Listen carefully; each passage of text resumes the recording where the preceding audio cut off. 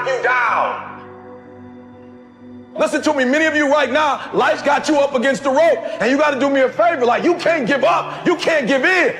Pain is temporary. Pain is your friend. Pain is going to take you to the next level. When you going through pain, I know what you're feeling. I know exactly, because I've been there. I've done that. But you got to work through it. And the reason why most of you are not successful is because every single time stuff not going your way, you give up, you quit, you let go, and people feel weakness. They feel it. You can feel when somebody's not committed, when they're not all in, when they're not dedicated. And there's another level you get to when you go all in. Winners win and losers lose. There are going to be times that you're going to be wondering, why should I keep showing up and working my business? Why should I keep at it? Why should I keep showing up to the conventions? Why should I keep picking up the phones and making the phone calls? Why should I keep fighting for my goals and fighting for my dreams? And what I want to remind you is that you got to show up for your life regardless of the circumstances. You got to show up in spite of the naysayers. You got to show up in spite of the conversation going on in your mind. You got to show up for your life, because if you don't, nobody else will. If you want unreasonable results in your life, you've got to be willing to be unreasonable. Part of being unreasonable, you don't judge according to appearances. Part of being unreasonable, you can see it because you believe it. You must have the faith to call forth those things that be not as though they were. You've got to decide, I deserve this, and I'm going to have it. You've got to say yes to your life. You've got to say yes. Yes to my dreams. Yes to me. Yes, I can make it. Yes, I can. Doesn't matter how many failures I've made. Doesn't matter how many mistakes I've endured. Doesn't matter about my defeats. Doesn't matter about what I've done. Yes, yes. I don't care about the fact I'm in a hole now. Doesn't matter about where I am.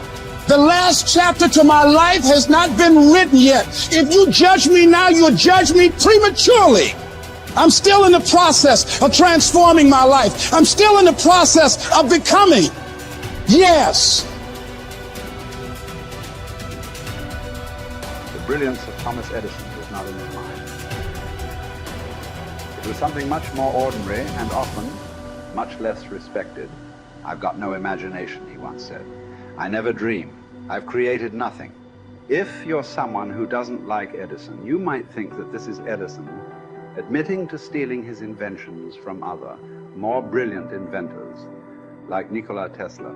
Not quite, but he did readily concede that most of the credit belonged to something other than his brain. The genius hangs around his laboratory day and night, Edison said. If anything happens, he's there to catch it. If he wasn't, it might happen just the same. Only it would never be his. What he's talking about is showing up. The incredible, underrated power of clocking in every day, putting your ass in the seat, and the luck this seems to inevitably produce. Edison lived in his laboratory and never missed a day. Like Gehrig, even when he was sick, when he was tired, or when visited by tragedy or disaster. The modern conveniences we can trace to his lab then owe far more to his body than his brain, to the compounding power of consistency rather than sheer brilliance. It wasn't about inspiration. It was about getting to work, show up and try.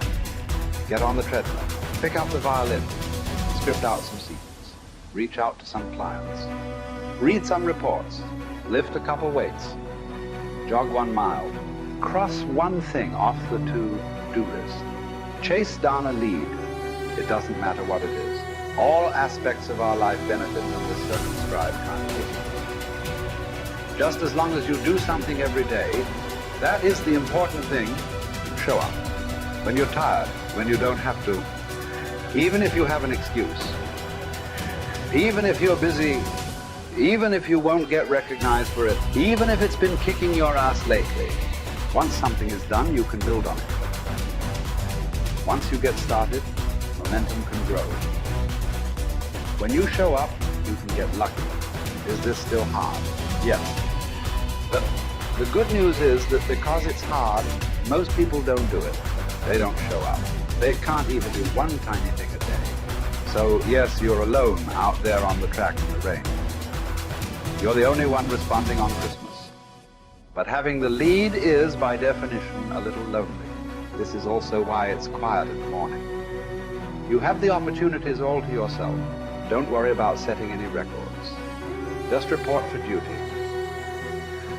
No excuses. And here's the irony. This is also a way to break records. Consistency is a superpower. Day to day, willpower is incredibly rare. Lowell Gettrig was a solid position player and a good hitter.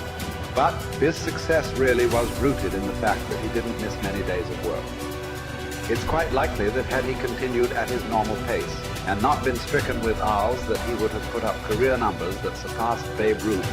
Gettrig wasn't just able to show up despite injuries and fatigue. He also had to push through ennui, doubt, and just plain not feeling it. He had slumps like we all do, but he also understood what they meant. As a minor leaguer, he had struggled at the plate and thought about quitting. The Yankees' owner sent down a scout to walk Gehrig through the very basic math of a batting average. A good hitter hits 300, and hitting 350 is terrific. Hitting 400 is almost unheard of. What does that translate to? Missing on 6 tries out of 10. A hitter can also go days, weeks without touching the ball. That's what the scout told him.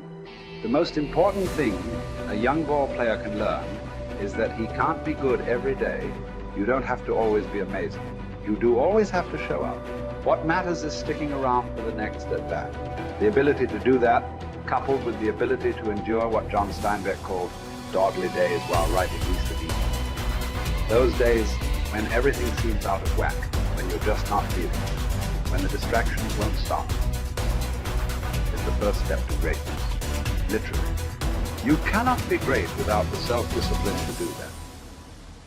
One thing a day adds up. Each day adds up. But the numbers are only interesting if they accumulate in large quantities.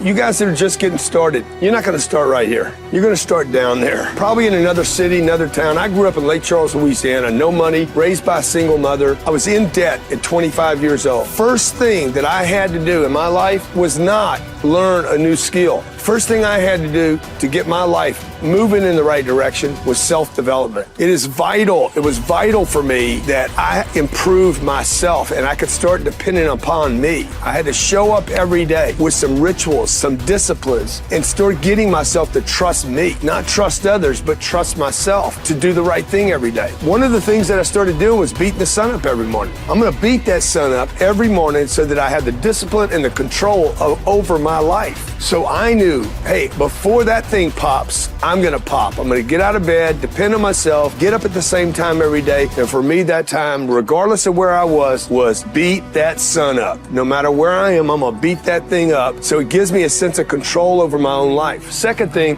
I had to start cleaning up my life and my friends and my environment. When I was younger, between 15 and 25, I was doing crazy stuff in my life. Wasting my weekends. I had the saying, weekends are for the weak.